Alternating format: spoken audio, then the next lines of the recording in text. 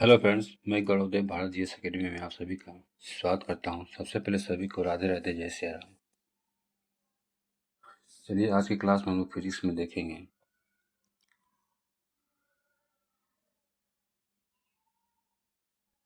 MCQ form में लगाएंगे। ठीक है, इसमें कुछ श्यानता बल भी है, गुरुत्वाकर्षण भी मिलेगा। पृष्ठ तनाव से संबंधित क्वेश्चन सब है। आइए, श्यान बल निम्नलिखित में से किसका विरोध करता है? तो द्रव या गैस की दो क्रमागत परतों की अपेक्षित गति का। ठीक है, श्यानता निम्नलिखित में से किनका मुख्य गुण है? तो द्रव एवं गैस दोनों का। द्रव में श्यानता का मुख्य कारण क्या है? अणुओं के मध्य लगने वाले संसंजक बल। किसी द्रव का अणुभार बढ़ने से उसकी श्यानता पर क्या प्रभाव पड़ता है?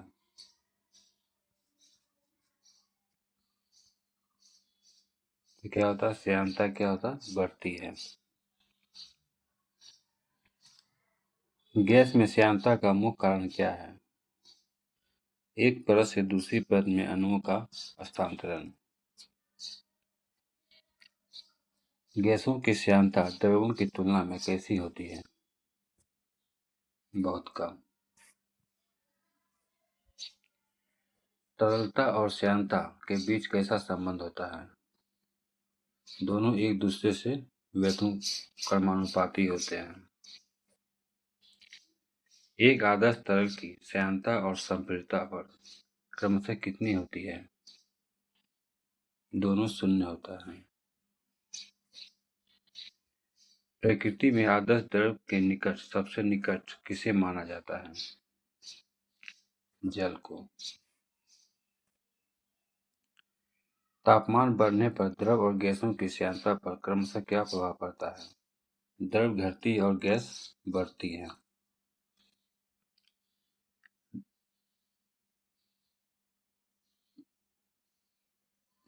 श्यानता का नाम पहचान करना है बढ़ते घटते क्रम में। तो गैस, पेट्रोल, केरोसिन और पानी। आइए 11 नंबर कितना था? 11 ये हो गया था।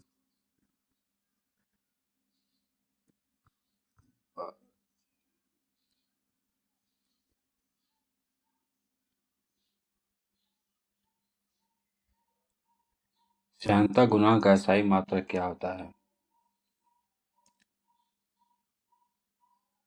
डेकाप्राइज या क्वाइजली या पास्कल सेकेंड। ठीक है, इसमें आपका 11th का हम लोग देखे थे क्या?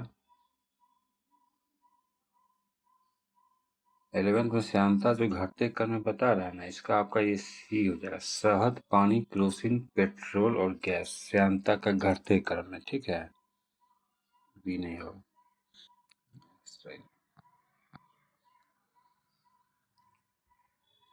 श्यानता गुणांक को प्रायः किस ग्रीक अक्षर द्वारा सूचित किया जाता है? तो नीटा। द्रव की श्यानता मापने में किस नियम का उपयोग होता है? स्टोक का नियम।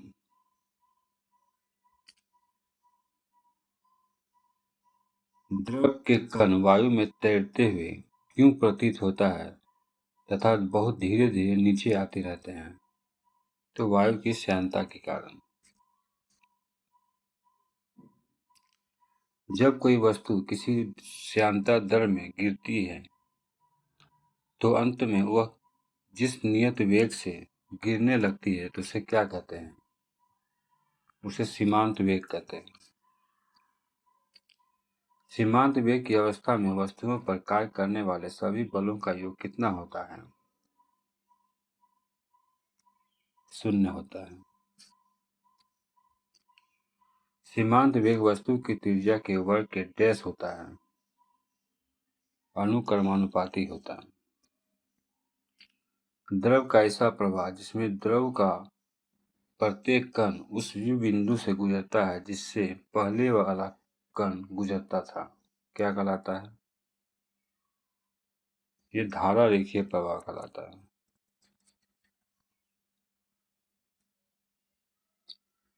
धारा रेखीय प्रवाह के महत्तम या अधिकतम वेग को क्या कहते हैं?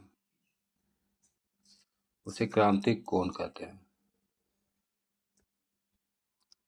यदि द्रव प्रवाह का वेग क्रांतिक वेग से कम है तो उसका प्रवाह मुख्यतः किस पर निर्भर करता है? द्रव की श्यानता पे। ज्वालामुखी से निकलने वाला लावा बहुत गाढ़ा होने पर भी तेजी से बढ़ता है, क्यों?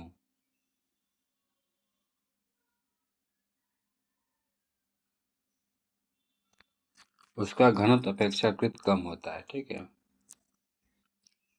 बर्नौली की प्रमेय के अनुसार जब कोई आदर्श द्रव किसी नली में धारा रेखीय प्रवाह में बहता है तो उसके मार्ग के प्रत्येक बिंदु पर उसकी एकांक आयतन की कुल ऊर्जा का योग कैसा रहता है?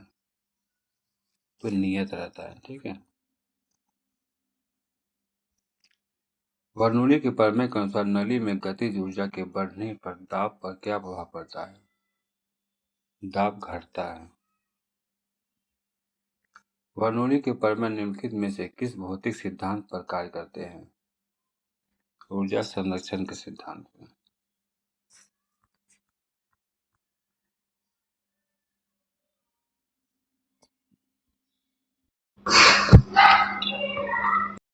तरंग को मुख्यतः कितने भागों में बांटा गया है? तो 2 भागों में।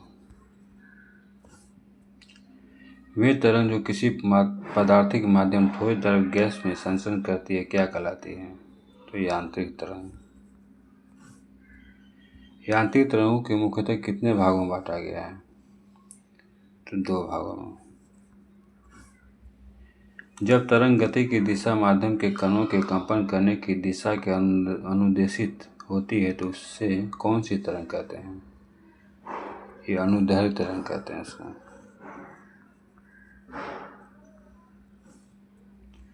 निम्नलिखित में से कौन सा अनुदैर्ध्य तरंग का उदाहरण है? ध्वनि तरंग। निम्नलिखित में से किस तरंग का ध्रुवण नहीं किया जाता? अनुदैर्ध्य तरंग का।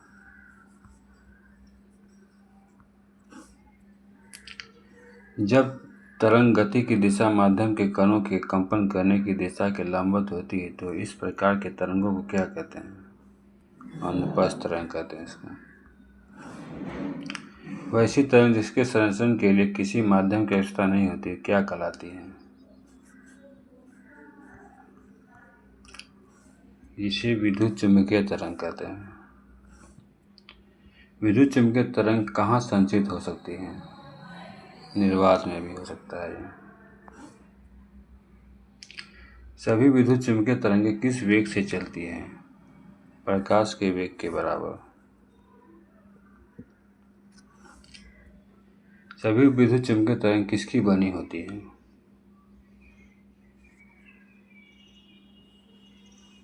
ये फोटोन की बनी होती है। विद्युत चुम्बकीय तरंगों का तरंगदैर्घ्य परिसर कितना होता है?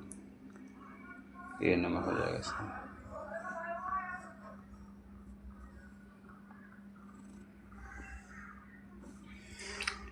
विद्युत चुम्बकीय तरंगों की प्रकृति कैसी होती है? अनुप्रस्थ। विद्युत चुम्बकीय तरंगों की अवधारणा किसके द्वारा प्रतिपादित किया गया था? मैक्सवेल के द्वारा। निम्नलिखित में से कौन सी तरंग विद्युत चुम्बकीय तरंगें नहीं है? डी नंबर सभी। निम्नलिखित में से कौन सी किरणें विद्युत चुम्बकीय तरंगों की श्रेणी में नहीं आती हैं? डी नंबर सभी हो जाएगा। गामा किरणों की खोज किसने किया था? Paul villi. गामा किरणों का नामकरण किसके द्वारा किया गया था? रदरफोर्ड के द्वारा। एक्स किरणों की खोज किसने किया था? रोंटगेन। पराबैंगनी किरणों की खोज किसके द्वारा की गई थी? ये रिक्टर के द्वारा किया गया था। ठीक है। 21 आइए।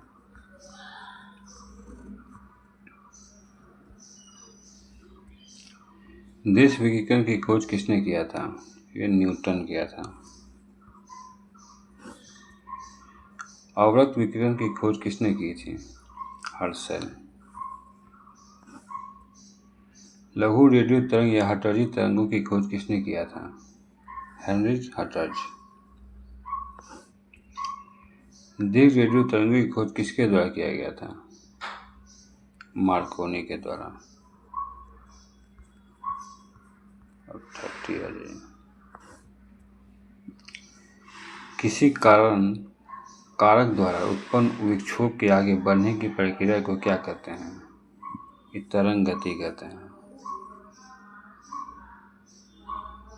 30 बनाइए। आवत गति में कंपन करते हुए किसी कण की किसी क्षण पर स्थिति तथा गति की दिशा को जिस राशि द्वारा निरूपित किया जाता है उसे क्या कहते हैं? उसे कंपन की कला कहते हैं। दोलन करने वाली वस्तुएं अपनी साम्य स्थिति की किसी भी ओर जितनी अधिक से अधिक दूरी तक जाती है तो उसे उस दूरी को क्या कहते हैं? आयाम। तरंग की गति में समान कला में कंपन करने वाले दो क्रमांक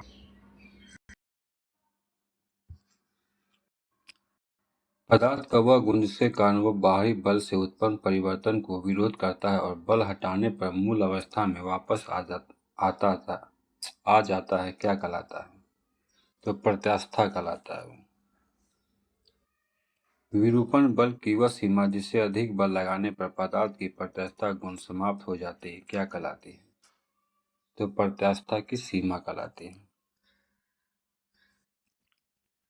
प्रति एकांक क्षेत्रफल पर लगाए गए बल को क्या कहते हैं? उसे प्रतिबल कहते हैं। तार के पदार्थ की प्रत्यास्था का यंग मापक किसका अनुपात है? तो प्रतिबल और विकृति का।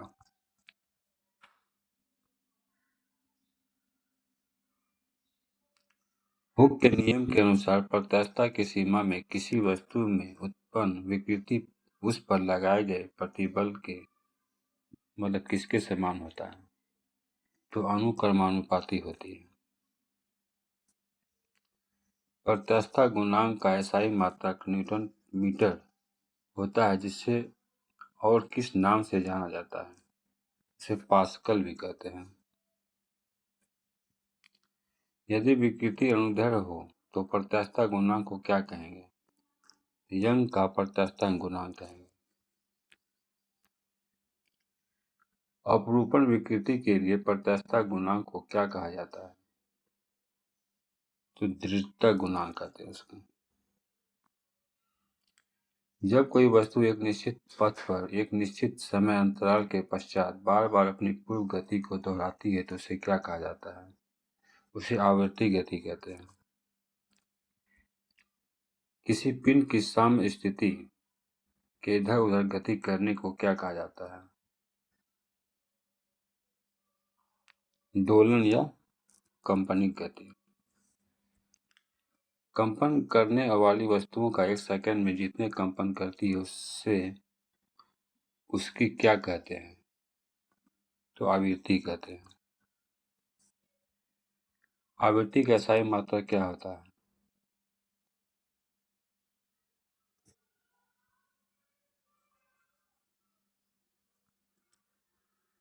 क्या हो जाएगा? इसका हर्ट्ज हो जाएगा।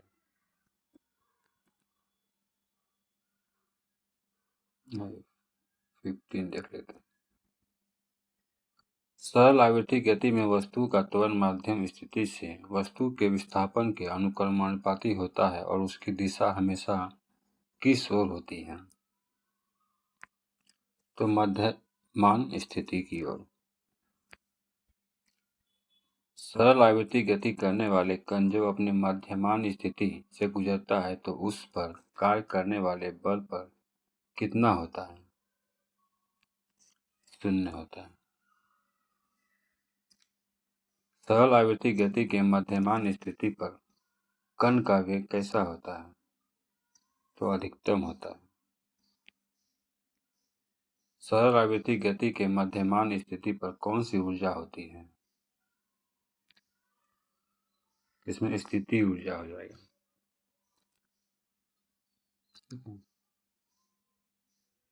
सरल आवृत्ति गति करने वाले कण जब अपनी गति के अंत बिंदुओं से गुजरता है तो उसका त्वरण क्या हो जाएगा? तो अधिकतम होता है। गति के अंत बिंदुओं पर कण की कौन सी ऊर्जा अधिकतम होती है?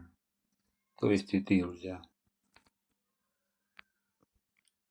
गति के अंत बिंदुओं पर कण का वेग कितना होता है? 0 होता है।